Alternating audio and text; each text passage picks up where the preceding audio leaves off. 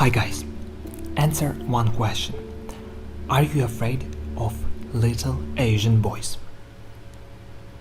They can be very scary sometimes, you know. The movie we're gonna talk today is The Grudge by Takashi Shimizu, 2004. It's considered one of the scariest movies in the world for a second. I heard people died after watching it. Their last words were something like, "Don't watch The Grudge!"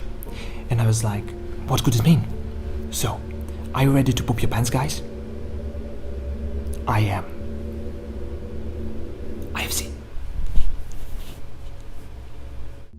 Well, so a caretaker Yoko didn't show up to work, so Karen, a nurse from America, takes over and visits Emma, unconscious owner of the house. Then we're told about Emma. She, her son and her daughter-in-law looked for a house to buy, and when they saw this particular house, they immediately bought it. Just a dream of a rental agent. They didn't even pay attention to a bathtub filled with black liquid and a terrible, horrifying, dreadful Japanese creature living inside. So they moved into the house. Emma went nuts living in such a magnificent building.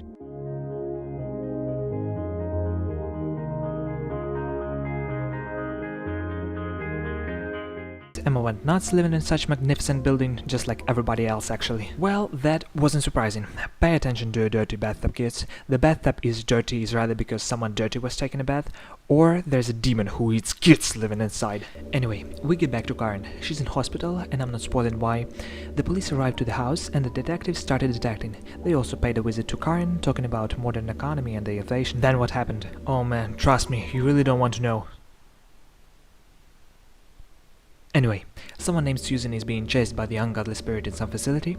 Fortunately, she luckily gets home, where she is luckily devoured by the monster. Or not. Yoko comes back to work, a bit wet and a bit late. The detective finds a little Asian boy finds the detective tries to kill a little Asian boy tries to kill the detective. Karen comes to the house, where she finds her boyfriend named Doug. Duh. She has a boyfriend. Even she has someone to love and I don't.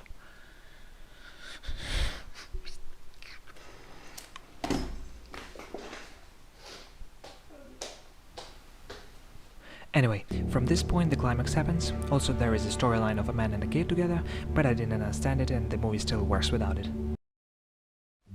I found it a bit difficult to make connections and navigate in who is who and who does what. Sometimes I was just staring at the screen without a single idea of who I'm looking at. The monkey in my head was hitting symbols and screaming while I was just waiting for the jump scare. I still have no idea who Susan is, so help me please. Therefore, I found it a bit complicated. Or I'm just too stupid to make connections. You tell me. Also, sometimes I found the noises made by the evil Japanese spirit very annoying, because that's pretty much like listening to a creaking door going back and forth, back and forth, back and forth, and the sound wasn't really scary, rather irritating. Listen, like this.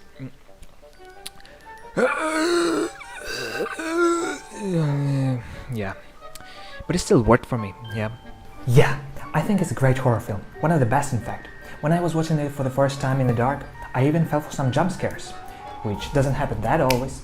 So it's a very scary movie.